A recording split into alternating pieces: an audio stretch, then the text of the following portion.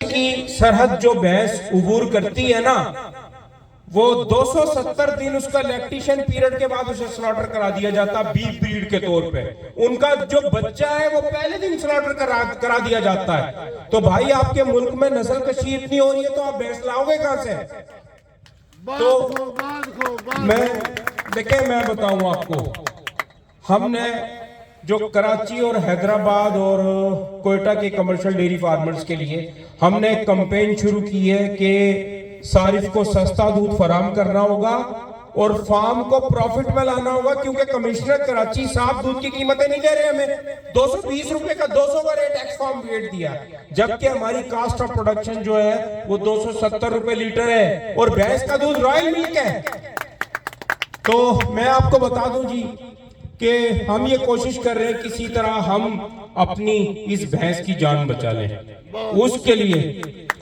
उसके लिए मंसूबाबंदी जारी है, उसके लिए लोगों की जहन साजी जारी है। मैं आपको बताऊं कि जो गाड़ी यहाँ से ट्रक जाता है ना, उसका किराया होता है 1 लाख रुपया या 80,000 रुपया, 6 भैंसें चली जाती हैं। जब वो ट्रक वापिस आता है ना वहां से, उसका किराया होता है 3 लाख रुपया। तो इससे क्या होता है कि जो भी भैंस वहां गई वापस नहीं आई, वो स्लॉटर हो गई। नहीं तो पहले सब पंजाब के लोग थे, अंदरूनी सिंध के लोग थे, वो भैंसें जमीनों पे वापस आती थी, रिसाइकिल होती थी, गबन होती थी, बच्चे देती थी। रोजाना सिर्फ कराची के अंदर 2300 भैंसों की स्लॉटरिंग हो रही है रोजाना। 1700 डे ओल्ड बच्चों की स्लॉटरिंग हो रही है। देखें, अगर हम इन भैंसों की और बच्चों की जानें बचाने में कामयाब हो गए तो क्या होगा? 3 साल में हमें 45 लाख भैंसें मैसर होंगी जो इस मुल्क का एसेट बनेगी। तो ये बात समझने की है। आप लोग बहुत देर से बैठे हैं, मुझे पता है, मेरा इंतजार करते रहे, सबको बारहा सुना, तो बात तो सभी मुकम्मल हो चुकी है। तो मैं ये चाहूंगा कि मैं सेटअप का अनाउंसमेंट कर दूं। जो हमारे माशाल्लाह यहाँ के जिम्मेदार ने, तो महकमा लाइव स्टॉक से यहाँ के प्रेसिडेंट या मुतल्लिका जो फोकल पर्सन होंगे वो राब्ते में होंगे। आपको फ्री ऑफ कॉस्ट अद्वियात और वैक्सीनेशन मैसर होंगी आप सबको। देखे जी, हमारे जो सरपरस्त है, जो बानी है हमारे, वो यकीनन मुल्तान हमारा एसेट है। शौकत डोगर साहब है जी वो, और हमारे जो प्रेसिडेंट हैं वो मोहतरम जनाब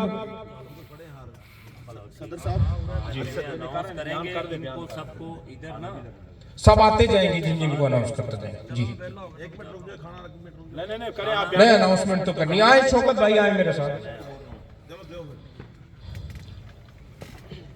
अच्छा जी, सदर है हमारे मलक अरशद डोगर साहब, तालियां बजाएं इनके लिए।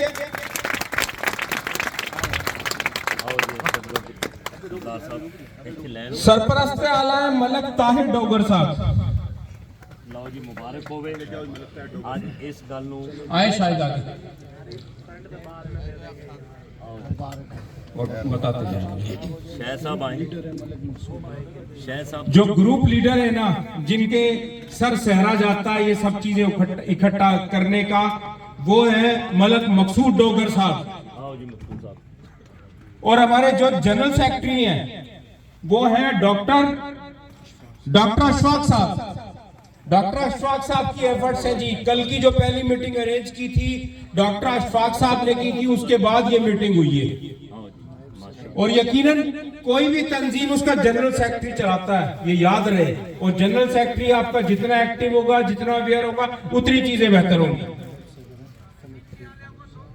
नायब सदर है फलक शेर बलोच साहब।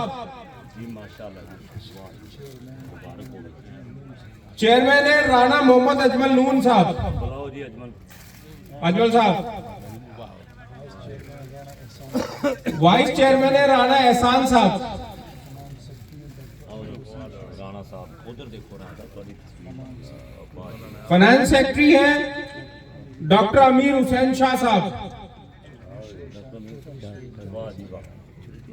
और सेक्रेटरी नशरो अशात जो है चौधरी सुहेल चट्ठा साहब। वकील साहब का है जी।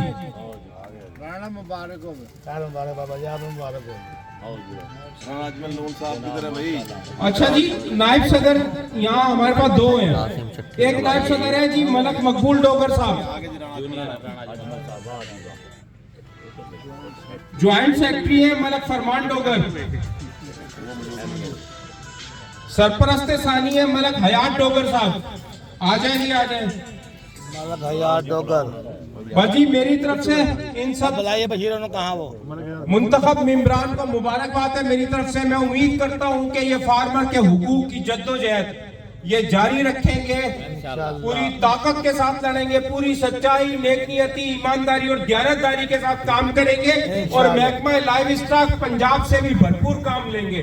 और जो जाली दूध फरोख्त हो रहा है, Sindh food Punjab food authority को एक्टिव करेंगे।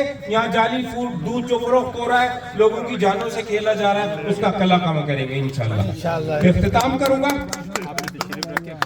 इख्तिताम करूंगा इस शेर के साथ कि तेरे इख्तियार में क्या नहीं, तेरे इख्तियार में क्या नहीं, मुझे इस तरह नवाज दे, यूं दुआएं मेरी कबूल हो, मेरे लब पे कोई दुआ ना हो।